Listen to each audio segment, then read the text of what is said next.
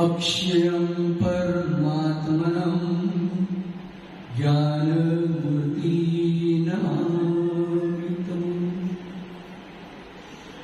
नमो अरिहन्ताणं नमो सिद्धाणं नमो हीर्याणं नमो वज्रायाणं नमो लोई सौसाः। अनंत अनंत परमेश्वर भगवान की देवादिदेव आदिनाथ भगवान की वर्तमान दिन शासन नायक महावीर भगवान की परम पूज्य आचार्य और आदि सागर महाराज हिम्मत सागर सन्मति सागर जी महाराज की परम पूज्य आचार्य और सुंदर सागर जी महाराज की परम पूज्य आचार्य और विशुद्ध सागर जी महाराज की जगत कल्याण जी वाणी मात की अहिंसा में विश्व धर्म की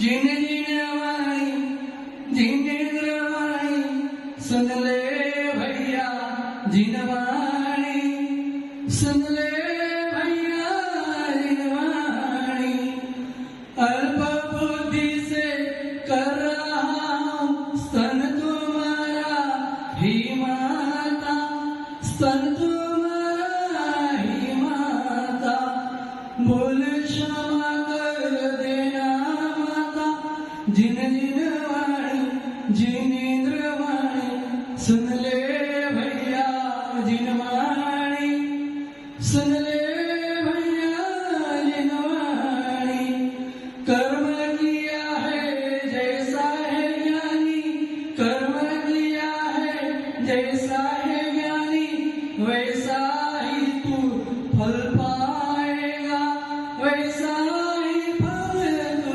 पाएगा। संता से सहना है ज्ञानी संता से सहना है तू ज्ञानी जिन जिन वाणी जिनेन्द्र वाणी सुन ले भैया जिनवाणी सुन ले भैया जिनवाणी।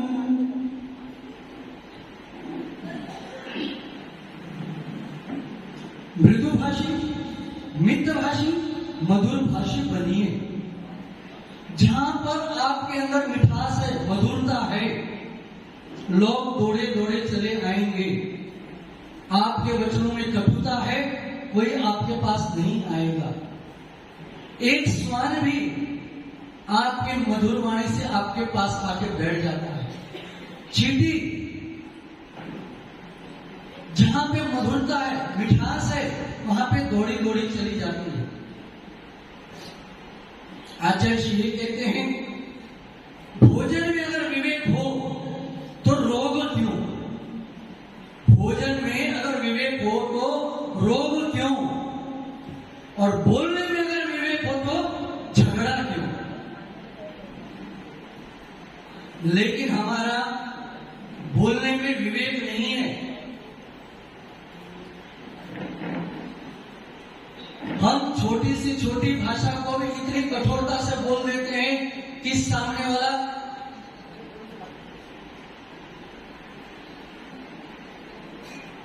जैसे हम मुंबई में रहते थे एक समाज है पारसी समाज शायद नाम सुना होगा।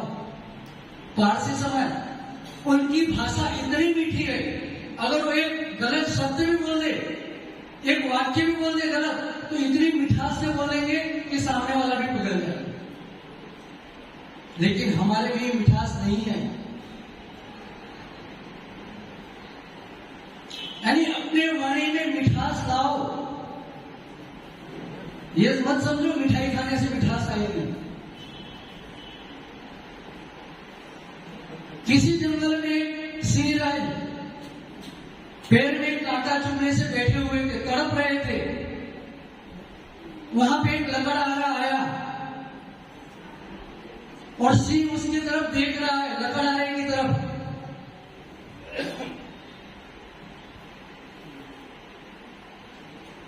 सिंह लकड़हारे की तरफ देख रहा है। लकड़हारा सोचता है अगर मैं इसके पास जाऊंगा तो मुझे खा जाएगा, लेकिन सिंह उसे आंखों आंखों समझाता है, भैया तू कच मेरे पैर से कांटा निकाल दे, चक्र जैसे बंद हो गए, सबकी निगाहें खलास हो। जितने चक्र चलाओगे उतने चक्र में घूमते रहोगे। इन चक्रों से बचना है, कर्मों के चक्रों से बचना है, तो इन चक्रों को बंद कर दो।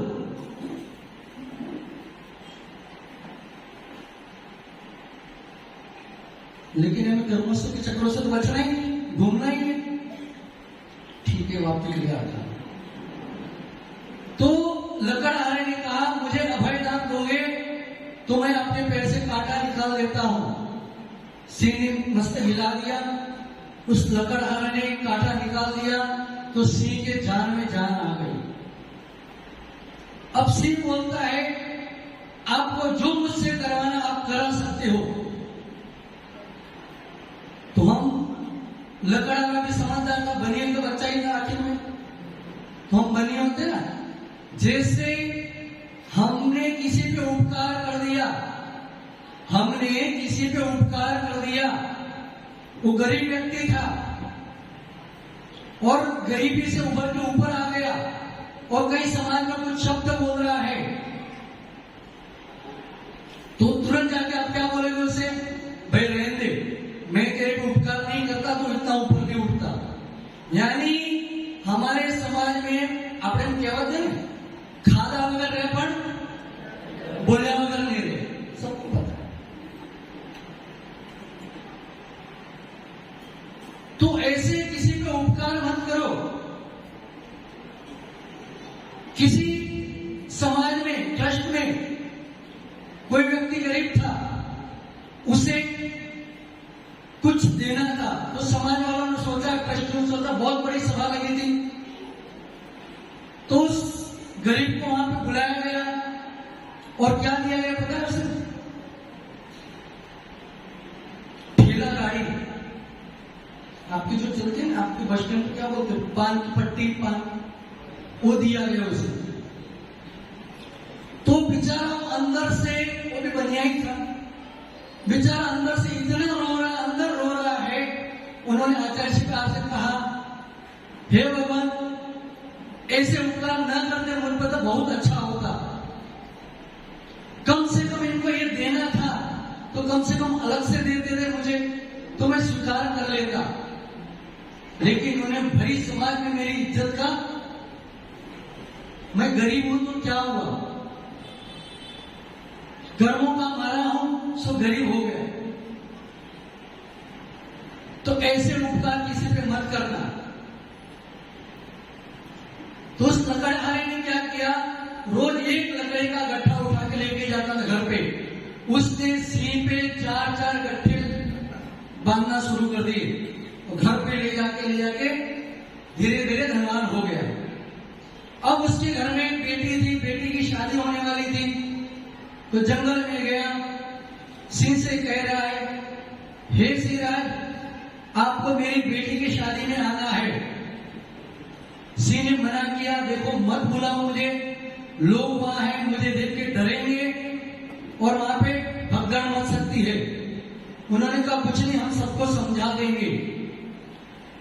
जैसे सिंहराज जंगल से निकल करके उस शहर की तरफ, उसके गांव के घर की तरफ आ रहा है, लोगों में भगदड़ मच गई। तभी लकड़हारे की परमेश्वरी, सासू की बिटिया ने, यानी बोलते हैं एक शब्द से महाभारत हो जाता है। जैसे द्रौपदी ने क्या कहा था, अंधे का पति, अंधे का पुत्र अंधा, इतने से महाभारत हुई थी ना। 18 दिन की महाभारत चली थी मात्र एक वाक्य के पीछे। तो उस लकड़हारे के परमेश्वर ने क्या कहा, डरो मत गांव वालों, डरो मत, ये शेर नहीं है, हमारा गधा है।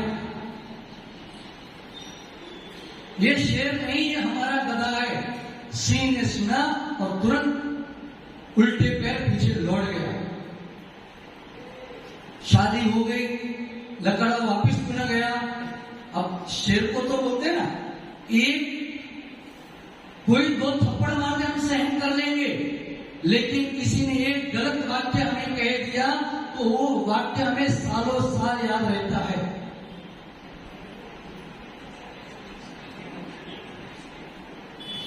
तो वो लकड़हारा शेर के पास गया, शेर से कहता आप चले क्यों आए? शेर ने कहा भैया एक कुल्हाड़ी उठा और मुझ पे वार कर। लकड़हारा बोलता मैं वार नहीं करूंगा। सिंह बोलता है तू वार नहीं करेगा तो मैं तुझे खा जाऊंगा। अब जान तो बचा नहीं थी।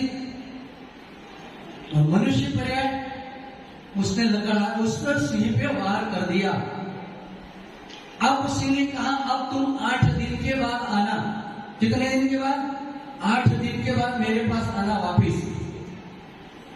अब तिरंज जो होते हैं अपने घाव कैसे भरते हैं? उनके पास कोई डॉक्टर नहीं है, पट्टी वाला नहीं है, कैसे भरते हैं पता है? नहीं पता। ये श्वान है, ये पशु है, अपने घाव कैसे भरते हैं? जीभ से चाट चाट कर अपने घाव को भर लेते हैं। इसलिए कहते भी हैं कि अपने इस मुख की लार में इतनी शक्ति होती है। आजकल की बाइयां तो नहीं बोल सकते, लेकिन पुरानी जो बाइयां थी यहाँ बैठी उनको पता होगा कि शरीर पे कहीं फोड़ा होता था तो क्या बोलती थी पुरानी माताएं? बेटा मुंह से व्हाइट थूक निकालना सुबह उठ के और उस पर लगा देना तो अच्छा हो जाएगा। लेकिन आजकल की बाइयां तो शायद मदद करती हूं। यानी उस सिंह ने अपने जीभ से चाट चाट करके उस गांव को भर दिया। 8 दिन हुए, लकड़हारा उसके पास आया। उसने कहा आपने मुझे क्यों कहा कि मुझ पे वार करो? उन्होंने कहा देख आपने जो कुल्हाड़ी से मुझ पे वार किया था वो 8 दिन में भर गया, लेकिन आपने जो मुख से जो वार किया मुझ पे, मुझ शेर को गधा कहा, वो मेरे दिल में आज जन्म तक चुभता रहेगा। इसलिए किसी से भी ऐसे वाक्य मत कहो जिसके अंदर मन में बैठ जाए। अपनी वाणी को वीणा बनाओ, अपनी वाणी को वीणा बनाओ, अपनी वाणी को बाण मत बनाओ। समझे? अपनी वाणी को वीणा बनाओ, अपनी वाणी को वाण मत बनाओ। इसका तात्पर्य ये ही है कि मधुर शब्द बोलो, मृदुभाषी बनो। जितने मृदुभाषी बनोगे उतने उतने आपके पास लोग आते जाएंगे। दीक्षा में भैया जरा सुन लेना है बात। वेश भगवान नहीं है। जो आप वेश धारण कर लिया तो भगवान बनने का उपाय वेश है। वेश धारण किए बिना भाव बनते नहीं। इसलिए अपने अच्छे अच्छे भाव जल्दी बनाओ ताकि सरवाड़ा में लोगों को आपकी दीक्षा देखने का मौका मिले। पता नहीं आप जो लेट कर रहे हो आपके उस समय भाव रहे ना रहे, भाव जब भी बने उस समय गुरु की आज्ञा से अनुसार दीक्षा ले लो। भाव का कोई भरोसा नहीं है। और अंत में यही कहना चाहूंगा, राग जिसे है उससे मोक्ष मार्ग फायर है।